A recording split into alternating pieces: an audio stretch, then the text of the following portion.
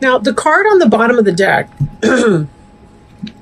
we see the Six of Stones, which is exploitation. You'll see the bee image on here. So you may be feeling that you're taken advantage of in some way by someone. So we'll see kind of how that plays out here. Stones is the sign of earth. These are honeybees in here. But it's that idea of work, and someone taking advantage of you in that. Okay. We see here first card, the Queen of Arrows. Arrows is the suit of air. So this is possibly for you going to tie into Gemini, Libra, and Aquarius. I do want to remind people this is a general reading, so please take it as it applies. Typically, deer is very loving, gentle, kind energy. The antenna have to do with receiving downloads from source energy, intuition, but also logic and intelligence, and a nice, calm family type energy. We'll see how, if in some kind of way that exploitation plays out, excuse me, in your reading here, what that type of energy is. With the moon, we can see illusion, deception. It could be cycles or phases. This is a primordial egg, meaning that there's raw potential that can be coming into play here. And this can be tied in with female fertility. Now, our next card, if I take these in groups of three, it looks like the possibility of some sort of deception, some sort of a thought egg, maybe an illusion of something resulting in some sort of heartache, third-party situation, jealousy, and so on, with this Three of Arrows here. Now, how that plays out in your personal situation, take that as it resonates. Now, the card at the centerpiece here we see is the insecurity card. Insecurity is mental. It's thought. The Three of Arrows, jealousy, is also about thought, thinking. Whether this is grounded in reality or not, whether it is not, I do come back to this exploitation card. For some of you, it could be very, very real, that there's something to feel jealous about or to feel some heartburn about. This insecurity could be mental. What I mean by that is that I don't mean to say that you're mental, okay, clearly.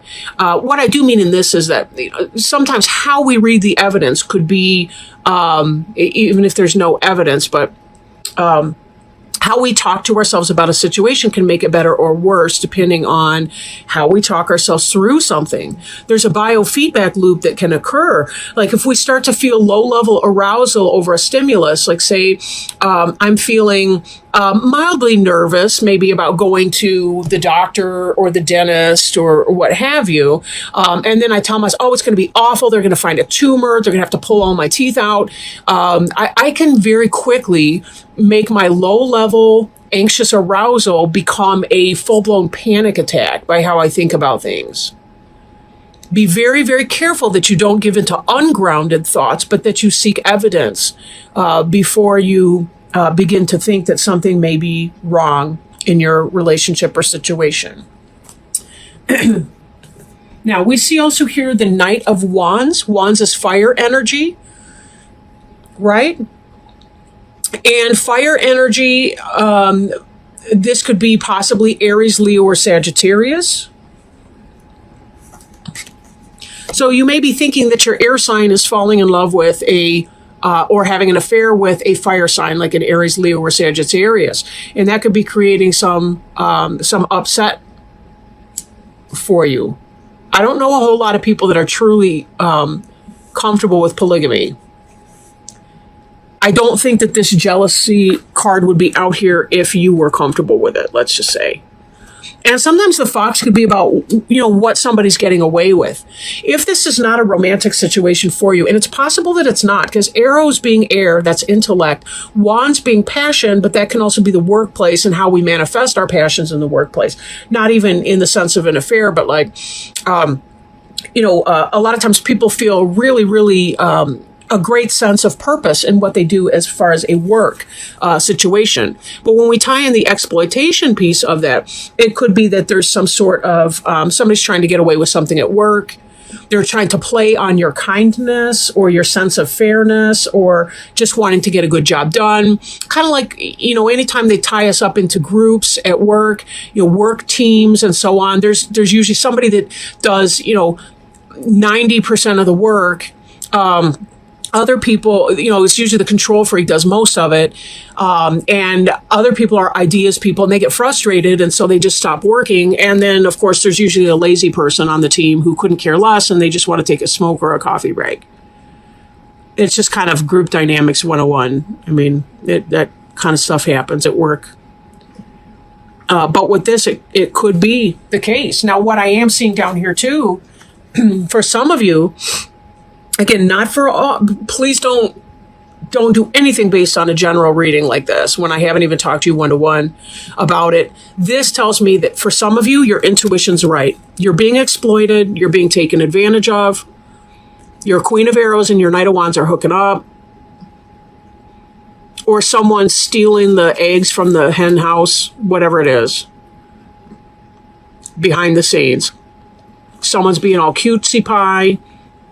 I don't know where these things that I say come from. I have no idea. I sound like a jackass. But you get what I'm saying. So some of you may be spot on with your interpretation that something's going wrong. I'm not happy with it. Someone's deceiving. And it's triggering an insecurity that you may be having. Maybe for some people, when they're cheating, it's because they're feeling insecure. And that's what it's got to do with. Shaman and seer are like the male and female versions of one and the same. They're both intuitive people. They both understand things. They have good senses of intuition. They're psychic. They receive a lot of spiritual downloads. They know what's going on. They kind of get that sense in their gut, what's happening. So whatever this attempt at deception and so on, somebody's seeing clearly in that moonlight. There may be a lot of deception going on, but someone's seeing clearly. And it's freaking you out. Or it's freaking someone out. It could be that some of those people are insecure about being caught. Like, when we look at these two cards here, the deer, the fox is looking over his shoulder. Maybe because he's feeling insecure about getting caught. Okay, I don't want to pull that up just yet. We've looked at that card already. This is about burden. 10 of Wands is burden and responsibility. It's about plugging on in spite of everything. Plug it on in spite of everything. You're feeling exploited. You're feeling like people are taking advantage of your kindness. You're not feeling like you're in a strong position. This card here just floated over because I keep eyeballing the one beneath it, which is the Death card, which is about letting go of something to make room for something new. It's about clearing the weeds out of your garden so that there's room for the plants you actually want to grow there to have room to grow there. That's a scary thing for many, many people. But the fact is, you can't have a monogamous mind frame and be with a cheater and think you're going to be happy. You're just not. There are monogamous people, there are polygamous people, or polyamorous people. It's just, if you insist on monogamy in your relationship, there's no way you're going to be happy with a cheater. And the reverse is true, right? A cheater would never be happy with somebody who insists on monogamy. They have fundamentally different values in that relationship. Now, this card to the right here is Justice. The seer, the shaman, this is you. I really feel like for most of you that are resonating with this reading, this is you and you know what's going on already. You know what time it is. And there's a sense of justice here. Meaning you're going to do the right thing. You know what's going on, and you will do the right thing with that. You will do the right thing.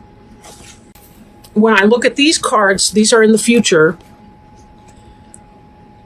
There's this jealousy sense, but there's also a sense of responsibility and a sense of justice in that You don't like the pain. It's creating undue burden and responsibility for you, but you still have to carry on. You still have to pay bills. You still have to go to your job. You still have to take care of kids if you have any. But you know what it is. You don't want to be exploited in this way because you're just working too darn hard for people to be playing around behind you. And this Justice card does indicate right thinking, right mind, but it also indicates that you'll do the right thing.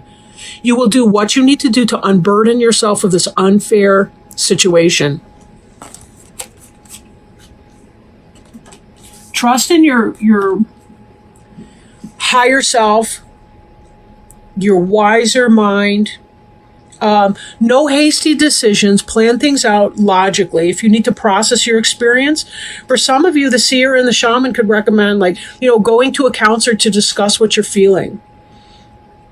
Receive some validation that it's not unreasonable to expect that the people in your life are going to experience or be fidelity to you. That's not the right way to put that, but that you want fidelity in your relationships with other people and that you don't need to settle for less.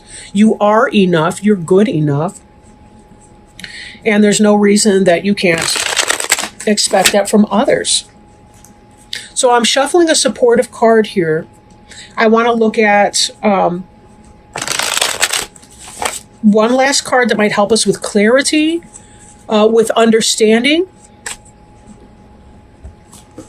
These cards are the Animal Wise Tarot by Ted Andrews. And if Spirit would help us, help our Pisces, Sun, Moon, or Rising sign friends, anyone who's going through this very uncomfortable situation, and through some of the frustration and the anger and the heartache and the feelings that can come up from this kind of situation. Not to mention, if we live with people, it becomes a financial arrangement. That's stressful as hell. But if they would provide clarity, wisdom, guidance, healing, love, by providing us a picture of a totem animal and some lessons that we can relate to as we're trying to parse through this information and see what it is that we need to do, what might be our best choices and ways of response. This is interesting. I pulled this card for another one. I cut to it. It's not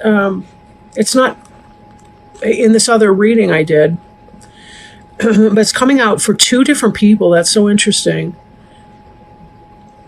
Of course, their reading was quite different from yours, but the lesson, this is the King of Four-Leggeds, the gorilla, and the lesson is strength, nobility, and generosity. What a wonderful thing. I'm going to read the reversed for this one, too. I didn't in the last reading. I did. The powerful gorilla is the largest of the apes, with broad chests, a muscular neck, and strong hands and feet. Though often described as savage beasts, gorillas are very peaceful and gentle creatures of great nobility, frequently demonstrated by their behaviors towards each other within their community. Although chimpanzees are often recognized as the most intelligent members of the ape family, gorillas are at least as intelligent. When gorilla appears, it heralds the awakening of a more primal strength and recognition of our innate nobility. Gorillas are reminders of the nobility of living a life true to our highest capabilities. They live in groups called troops, and they care for each other, demonstrating almost as wide a range of demonstrating almost as wide a range of emotions as humans do. They demonstrate affection, mourn, protect, and care for each other. All noble qualities humans do not always express as well. When gorilla appears, it is confirmation that our industry, our endeavors, is solid and steady. They walk upon all fours, and adults seldom climb trees, suggesting the most spiritual act is staying grounded and handling our responsibilities. Gorilla can also indicate the appearance of someone, usually a man, who, not always though, who is humble but gifted and who will help us in our own endeavors. This individual is usually someone who has achieved a certain status and position, but is not overcome by his position in life. When gorilla appears, it is a reminder that our own strengths, our inner strength and nobility, are about to be recognized. The idea of nice guys finish last does not hold true here.